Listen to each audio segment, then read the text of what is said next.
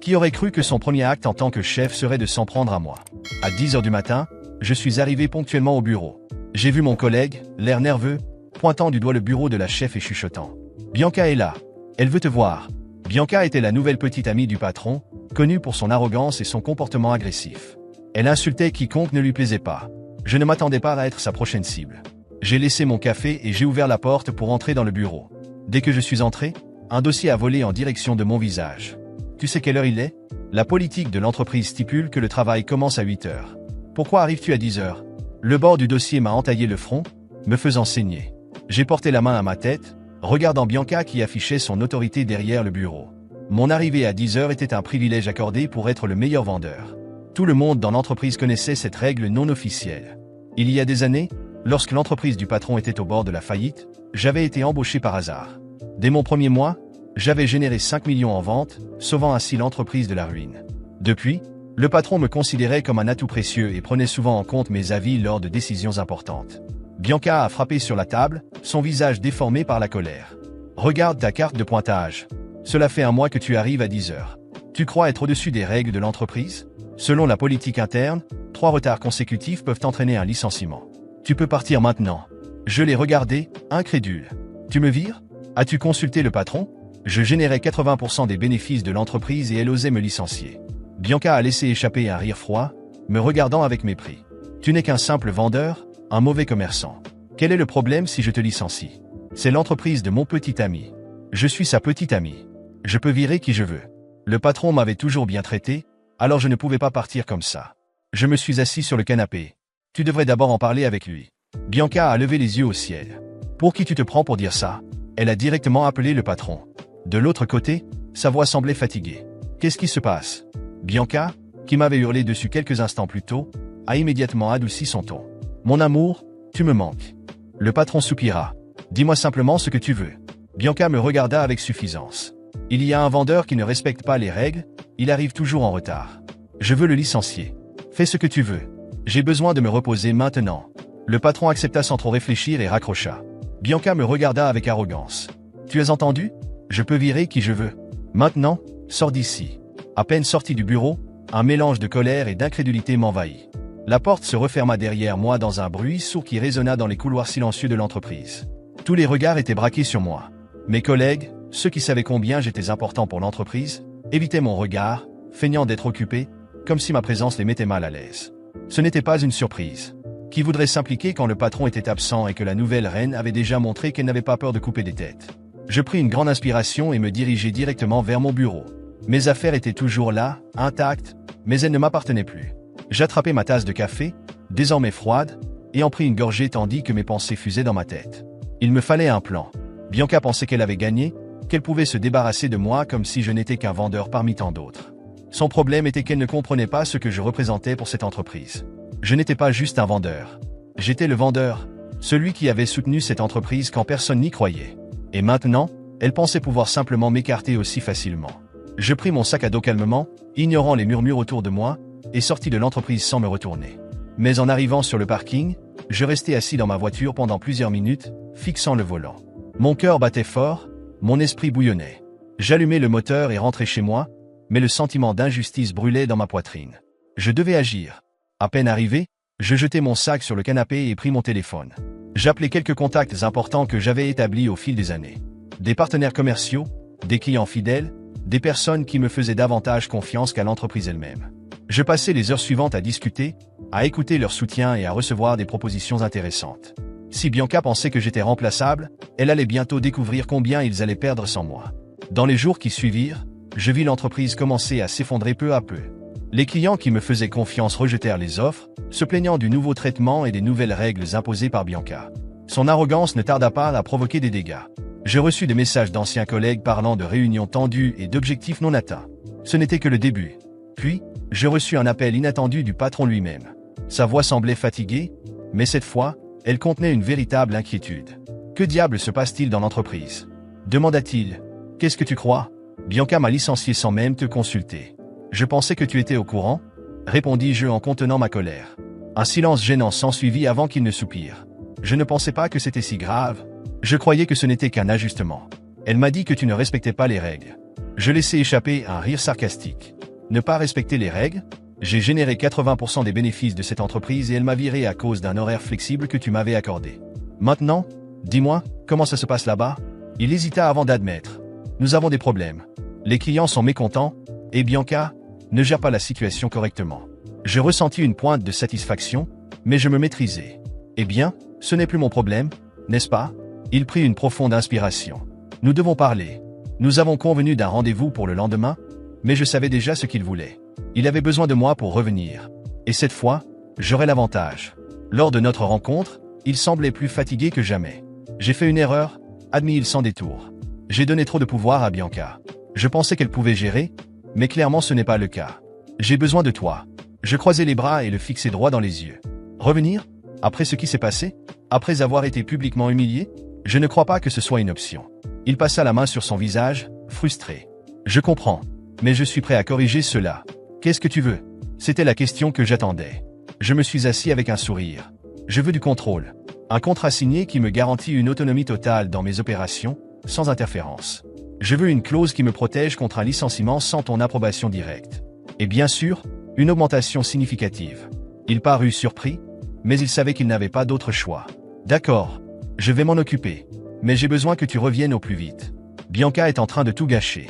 J'ai souri intérieurement, mais je suis resté impassible. Je reviendrai, quand le contrat sera signé et que j'aurai toutes les garanties demandées. D'ici là, bonne chance avec ta petite amie. Je suis sorti de la réunion avec une satisfaction indescriptible. Le sentiment d'avoir renversé la situation était glorieux. Au final, Bianca n'était qu'un obstacle temporaire. Une fois le contrat signé, je suis retourné dans l'entreprise avec une position plus forte que jamais. En franchissant la porte, Bianca me regarda, incrédule, mais cette fois, c'est moi qui arborais un sourire arrogant. Surprise? Ai-je demandé en passant devant elle, me dirigeant directement vers mon bureau, comme si elle n'était qu'un petit désagrément. Elle tenta de discuter avec le patron, mais il était déjà trop tard. Peu de temps après, j'appris qu'elle avait démissionné, prétendant ne pas être appréciée à sa juste valeur. Mais je connaissais la vérité. Elle ne supportait tout simplement pas la réalité, elle n'était jamais à la hauteur du poste. Finalement, tout est revenu à la normale. Mais avec une différence, j'étais plus fort, plus respecté, et avec la certitude que personne n'essaierait plus jamais de me renverser aussi facilement. Après avoir signé le contrat et sécurisé tout ce que je voulais, je suis revenu à l'entreprise la tête haute.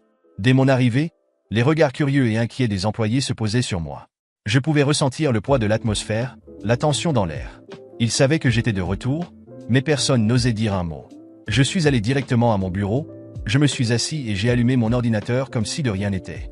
Bianca, cependant, n'a pas tardé à se montrer. Elle entra dans mon bureau comme un ouragan, le visage rempli d'une fureur contenue, comme si elle n'arrivait pas à croire que j'étais vraiment là. « Qu'est-ce que tu fais ici ?» demanda-t-elle, les bras croisés, me regardant comme si elle avait encore une quelconque autorité sur moi. J'ai levé les yeux lentement, sans me presser, et j'ai souri en coin. Je suis de retour. Et cette fois, avec plus de garantie que jamais. Elle souffla de frustration, visiblement agacée. Je n'approuve pas ça. J'ai ri doucement, hochant la tête. Ton approbation n'a jamais été nécessaire, Bianca. Tu devrais le savoir. Elle serra les poings et sortit en furie, mais je savais que ce n'était pas la fin. Bianca était le genre de personne qui n'acceptait pas la défaite. Et j'avais raison. Dans les jours suivants, elle lança une campagne subtile contre moi. De petits changements ici et là, des convocations inutiles à des réunions, des tentatives de saboter mes ventes en fournissant des informations erronées à l'équipe. Mais j'avais déjà vu ce genre de jeu auparavant. Je n'étais pas arrivé là par naïveté. À chaque réunion, je réfutais ses arguments avec des données solides, m'assurant de montrer que j'étais en contrôle. Et le pire pour elle, c'était de voir les employés se rallier de plus en plus à moi. Ils voyaient la différence entre nous. Bianca était autoritaire, impulsive, essayant d'imposer sa volonté par la force. Moi, en revanche, j'avais bâti des relations, gagné la confiance de tous au fil des ans. Peu à peu, son influence s'effondrait. C'est alors que j'ai commencé à remarquer un schéma. D'importants clients, qui faisaient confiance à l'entreprise depuis des années, ont commencé à m'appeler directement pour me poser des questions sur des changements étranges dans les propositions commerciales. Des remises inutiles, des délais absurdes, voire des contrats annulés à la dernière minute. Il ne m'a pas fallu longtemps pour comprendre qui était derrière tout ça. Bianca essayait de me discréditer, de prouver que mon retour était une erreur. Mais j'étais prêt. J'ai rassemblé toutes les preuves nécessaires et suis allé directement voir le patron. Lorsqu'il m'a vu entrer dans son bureau, il affichait la même expression fatiguée que d'habitude, mais cette fois, il paraissait plus vieilli depuis que Bianca avait pris le contrôle. « Qu'est-ce qu'il se passe encore ?» demanda-t-il en se massant les tempes. J'ai posé les documents sur son bureau. Bianca sabote l'entreprise. Voici toutes les preuves. Des contrats modifiés, des clients insatisfaits, des emails falsifiés. Je ne sais pas pourquoi tu lui as confié ce poste, mais il est temps de prendre une décision avant que les choses ne s'aggravent. Il a examiné les documents en silence, et pour la première fois, j'ai vu une réelle inquiétude sur son visage. C'est sérieux. J'ai croisé les bras, attendant qu'il comprenne enfin l'ampleur de l'erreur qu'il avait commise en la laissant aux commandes. Très sérieux. Et je ne vais pas rester ici si rien n'est fait. Il a pris une profonde inspiration, est resté silencieux pendant quelques secondes, puis a saisi son téléphone. Il a immédiatement convoqué Bianca. Quelques minutes plus tard, elle est entrée, confiante, avec son attitude insupportable de supériorité. Dès qu'elle m'a vu, son sourire a vacillé un instant, mais elle a vite repris son masque. « Qu'est-ce qui se passe, mon amour ?» demanda-t-elle d'un ton mielleux habituel. Le patron ne répondit pas tout de suite. Il lui tendit simplement les documents pour qu'elle les lise. Bianca les prit et commença à parcourir les pages, essayant de cacher son malaise. « C'est un malentendu. Qui dit que j'ai autorisé ces changements ?» tenta-t-elle de se défendre, mais sa voix n'avait plus la même assurance. Le patron la fixa pendant quelques secondes avant de soupirer. « Bianca, je t'ai donné une chance parce que j'avais confiance en toi. Mais ça, c'est inacceptable. » Elle ouvrit de grands yeux, réalisant que la situation tournait contre elle. « Attends, tu le crois lui? Je suis ta petite amie. » Le patron se leva lentement, comme s'il prenait la décision la plus difficile de sa vie. Et lui, c'est celui qui fait vivre cette entreprise. Le silence régnait dans le bureau. Bianca tenta de plaider sa cause à plusieurs reprises, mais elle comprit rapidement que c'était inutile. Elle sortit furieuse, claquant la porte derrière elle, mais elle savait que c'était fini pour elle. Dans les jours suivants, sa présence à l'entreprise se fit de plus en plus discrète, jusqu'à ce qu'on annonce officiellement sa démission. Peu importait la raison, ce qui comptait, c'est que j'avais encore gagné. Avec Bianca hors du chemin, tout est redevenu normal.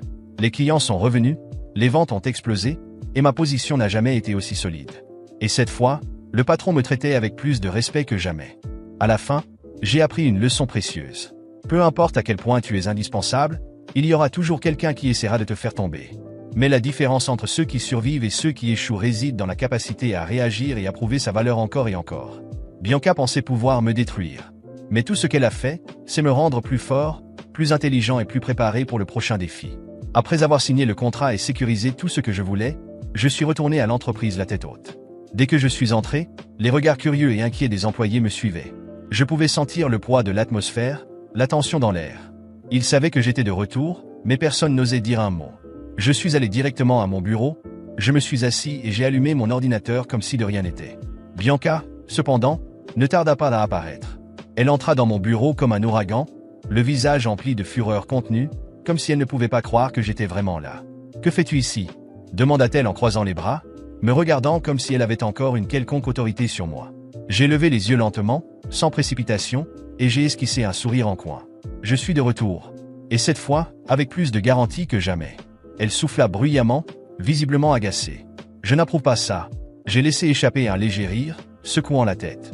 Ton approbation n'a jamais été nécessaire, Bianca. Tu devrais le savoir. Elle serra les poings et sortit en furie, mais je savais que cela ne s'arrêterait pas là. Bianca était le genre de personne qui n'acceptait pas la défaite. Et j'avais raison. Dans les jours qui suivirent, elle lança une campagne subtile contre moi. De petits changements ici et là, des convocations inutiles à des réunions, des tentatives de saboter mes ventes en fournissant des informations erronées à l'équipe. Mais j'avais déjà vu ce genre de manœuvre auparavant. Je n'étais pas arrivé là par naïveté. À chaque réunion, je réfutais ses arguments avec des données solides, m'assurant de prouver que j'étais en contrôle. Et le pire pour elle, c'était de voir les employés se rallier peu à peu de mon côté. Ils voyaient la différence entre nous. Bianca était autoritaire, impulsive, essayant d'imposer sa volonté par la force. Moi, en revanche, j'avais bâti des relations, gagné la confiance de tous au fil des années. Peu à peu, son influence s'effritait. C'est alors que j'ai commencé à remarquer un schéma. Des clients importants, qui avaient autrefois une confiance absolue en l'entreprise, ont commencé à m'appeler directement pour me poser des questions sur des changements étranges dans les propositions commerciales. Des réductions inutiles, des délais absurdes et même des contrats annulés à la dernière minute. Il ne m'a pas fallu longtemps pour comprendre qui était derrière tout cela. Bianca essayait de me discréditer, de faire croire que mon retour était une erreur. Mais j'étais prêt. J'ai rassemblé toutes les preuves nécessaires et suis allé directement voir le patron. Lorsqu'il m'a vu entrer dans son bureau, il affichait la même expression fatiguée que d'habitude, mais cette fois, il paraissait plus vieilli depuis que Bianca avait pris le contrôle. « Qu'est-ce qui se passe encore ?» demanda-t-il en se massant les tempes. J'ai posé les documents sur son bureau. Bianca sabote l'entreprise. Voici toutes les preuves. Contrat modifié, client mécontent, email falsifié. Je ne sais pas pourquoi tu lui as confié ce poste, Mais il est temps de prendre une décision avant que les choses ne s'aggravent. Il a examiné les documents en silence, et pour la première fois, j'ai vu une réelle inquiétude sur son visage. C'est grave. J'ai croisé les bras, attendant qu'il comprenne enfin l'ampleur de l'erreur qu'il avait commise en la laissant aux commandes. Très grave. Et je ne resterai pas ici si cela ne se règle pas. Il prit une profonde inspiration, resta silencieux quelques secondes, puis saisit son téléphone. Il convoqua immédiatement Bianca. Quelques minutes plus tard, elle entra, confiante, avec cette attitude insupportable de supériorité. Dès qu'elle me vit, son sourire vacilla légèrement, mais elle retrouva rapidement sa contenance. « Que se passe-t-il, mon amour ?» demanda-t-elle avec son ton mielleux habituel. Le patron ne répondit pas immédiatement. Il lui tendit simplement les documents pour qu'elle les consulte. Bianca prit les feuilles et commença à lire, essayant de cacher son malaise. « C'est un malentendu. Qui dit que j'ai autorisé ces changements ?» tenta-t-elle de se défendre, mais sa voix manquait de conviction. Le patron la fixa un moment, puis soupira. « Bianca, je t'ai donné une chance parce que j'avais confiance en toi. Mais ça, c'est inacceptable. » Elle ouvrit de grands yeux, réalisant que la situation tournait contre elle. « Attends, tu le crois lui? Je suis ta petite amie. » Le patron se leva lentement, comme s'il prenait la décision la plus difficile de sa vie. Et lui, c'est celui qui fait vivre cette entreprise. Un silence pesant s'installa.